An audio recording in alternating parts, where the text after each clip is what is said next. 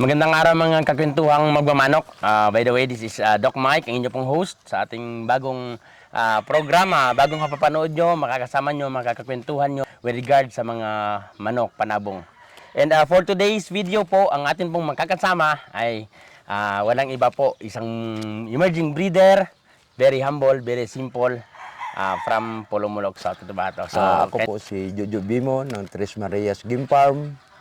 Nandito po tayo sa farm to kung saan matatagpuan dito sa Kalsangit, Pulumulok, South Cotabato. Ang farm ko is dalawa. Ngayon, kung saan tayo ngayon, is dito yung bago ko na farm. Nag-extend po tayo ng cording area kasi medyo dumami yung production natin. Wala tayo pagtalian kaya nag-extend tayo. manok. Dito lang po sa farm na ito is mga 250 cording area lang po ito. Nandito yung stag ko na WPC2, saka yung mga brood stag ko nandito, tapos nagpapagawa po tayo ng bagong breeding area, Okay. breeding pin. And then, sir, kindly tell us about story behind bakit Tres Marias Game Farm yung pangalan ng farm natin. Yung Tres Marias talaga, kasi tatlong anak ko yung babae. Yun ang pinagmulan ng Tres Marias. Kaya inadapt ko na lang doon, Tres Marias, tatlong babae. Okay. So, hindi tatlong asawa, sir, tatlong anak. Tatlong babae. Just to make sure. Kailan po ba nagsimula itong Tres Marias Game Farm? Ilan yung production and ilang taon na ba ngayon? So, nagsimula ito bago lang. Siguro almost mga 5 years or 6 years pa lang. So, nagsimula ako dahil din sa parents ko. Binigyan ako ng sisiw, tapos naibinta, tapos nagalaunan medyo maraming nagbili din. Kaya unti-unti, dandahan na buo itong Tres Marias. So, nagsisiw siguro ako, mga 60 heads lang siguro na sisiw. The following year, nag-breed na ba kayo? Hindi pa. Hindi pa rin. Binigyan naman ako ng parents ko na itlog, ako na nagpa-incubate. Tapos binigyan din ako ng kapatid ko, si Bimbim. Nagkaroon na medyo, hindi pa talaga ako nag-breed. Yun ang simula. To give you an insight, so yung mga Bemon po dito sa South Cotabato, sikat po talaga sila na magagaling yung manok and magagaling mag-alaga ng manok. So hindi mo po mahihiwala yun sa apelyido na Bemon. So, from father, kay nung boy. Sa mga kapatid ko, talagang nagsimula talaga kami, yung parents ko talaga, saka yung kapatid ko. Okay, so for the first 2 years na pag-aalaga nyo ng sisiw is hindi pa kayo nag-breeding? Hindi pa. Nagkaroon na ako ng idea dahil sa kanila, yung sa kapatid ko, saka sa parents ko.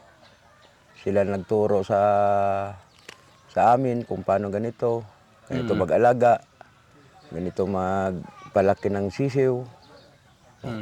Yun talaga sila nagsimula kami. And sino po naging ganyan sa inyo, sir, na since okay naman, di ba? Na kumukuha kayo ng itlog, pinapapisa nyo, pinapalaki, binibenta. Since okay naman yung bentahan, sino po naging ganyan sa inyo na ay magbi-breed na ako? Yung sa akin, ang pag-isip ko kung ako nag-breed, yung parents ko talaga, dapat mag-practice talaga kami. Kailangan maranasan din namin kung paano mag-breed sa tulong rin nila. Hindi man kami marunong mag-breed, kundi sa tulong din nila sa mga advices nila. Sila ang nauna. Sila ang nauna sa manok, silang may alam. Pero hanggang ngayon, nalalayan pa rin kami. Fast forward tayo, yung time na nag-breeding na kayo, sir, ilan yung naging unang production nyo? Unang taon nag-breed na ako, siguro nagkaroon sa isang season, nagkaroon na ako ng siguro ng mga 150 stags. Yun, 150. Yun man lang ang makaya sa finance. Kaya yun lang, medyo dahan-dahan lang. And sa ngayon, ilang production na ba yung pinoproduce ng Tres Marias Game Farm? 700. Bilis naman. 600 to 700 heads.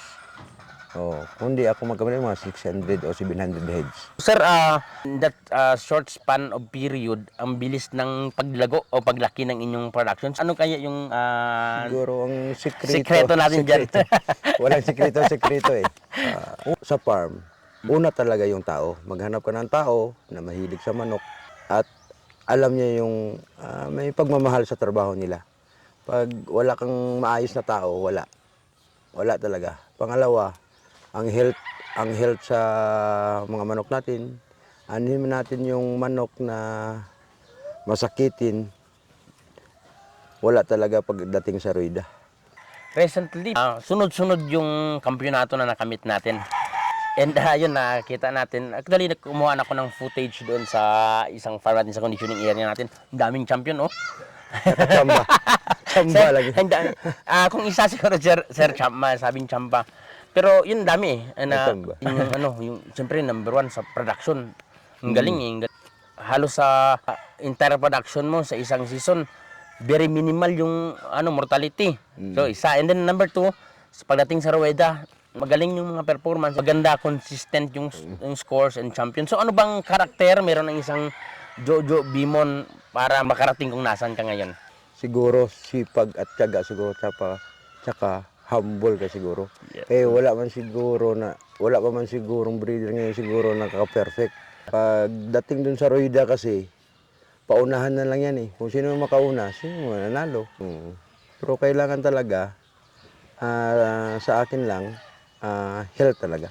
Huwag mong ipasok yung manok kung may sakit siya. Kailangan health talaga. When it comes naman sa mga materials na gagamitin, mitikuloso ba ang isang Jojo Bimon sa pagpili? Sabi daw nila, kailangan kung may pundasyon ka, ang resulta siguro, maganda din yung resulta. Hindi masyadong stricto, kailangan maganda yung hipo ng katawan, mata, paa, yun lang. Hindi naman masyado na perfect lahat. Kasi hindi mo yung perfect lahat eh. Besides sa pagiging magaling ng mga manok, in fairness, ang gagwapo pa rin ng mga production nyo. Ang gagwapo ng manok nyo. So, in general, ano po ba yung mga criteria nyo sa pagpili ng materials? Kan ka lang siguro sa amin lang, kung saan ka na yung mga winning percentage mo, doon ka lang dapat mag-focus. Huwag mo nang palit-palitan yung bloodline mo. Kung doon ka lang na makapokus. Pag mag-change ka ng mga bloodline, iba naman yun kasi marami na naman yung magawa ka naman ng bago. Doon ka lang mag-base talaga sa winning line mo. Kung saan nakita mo na taas-taas ang percentage, doon ka pabalalo. Okay, based naman sa inyong sariling opinion pa rin, sir, alin ba ang mas may mataas na porsyento para makamit yung hinahangad ng lahat ng mga breeder? Nag-aangad naman na maging kampiyon. Ano bang mas mataas na porsyento? Yung bang pagpili ng materyales, yung pagpapalaki ng manok, or yung pagkukondisyon? Una, pagpapalaki muna ng manok. Pagpapalaki yun ang number one. Aanihin mo yung sa condition mo kung masakitin. Doon ka magsimula sa sisiw mo na. Magkaroon ka muna ng pundasyon doon sa sisiw. Sa sisiw talaga. Sa health muna. And then, okay, yun yung nangunguna sa... Unahin nyo muna yung maganda mapapalaki ng mga sisiw nyo. Okay. Kaya doon tayo na magsisimula talaga para magkaroon tayo may chance tayo na magka-kampiyon din. Darating din yun sa inyo. Ibibigay at ibibigay. Ano bang maibibigay nyong payo or advice sa ating mga manunood para, siyempre, maging successful sa larangan ng pagmamanok, mapalaban man or commercial na aspeto? Ang ma-advise ko lang, una, mag-alaga ka ng manok na tama lang sa budget. Tama lang sa budget. Tapos, kung sa farm, maghanap ka din ng tao na mag-alalay sa iyo na may pagmamahal din sa manok. Yun ang pinaka-importante. Unahin talaga natin yung mga tao natin. Paano mo po ba tinitingnan itong industriya ng game fowl ngayon, sir? It is more on livelihood, more on business, or more on gambling? Sa amin na side, business siguro. Business. Sa business. Livelihood, sunod, gambling siguro. Kung walang gambling, wala na yung magmanok. But on your side is more on business. Business. Okay, so nag-start kayo ng manok. For business. for business purposes talaga. And then how about yung ano sir, yung support ng wife, ng family natin? Okay lang siya kasi nakikita man nila na may income. May dito lang sa farm. Tutok tayo sa farm. Tapos nakita natin sa ang pamilya natin, nakakasuporta sa amin. May business talaga sa cockfighting. Yun mga kakwentuhan, no? So, once again, salamat. May gusto kayong mga pasalamatan, Sir Jojo? Mga taong tumulong, hindi dahil sa kanila, hindi na naitayo itong Tres Marias. Lalo sa parents ko, mga kapatid ko, sila talaga nag-ganyo sa amin na especially sa mga kapatid ko at sa mga magulang ko. Sila talaga nag-umpisa. Hindi nagkaroon ng Tres Marias, hindi dahil sa kanila. Okay, so yun. So, ang napakaganda lang tingnan kasi hilig is ginawang negosyo. Negosyo. Ayun, And kumikita habang nag-enjoy.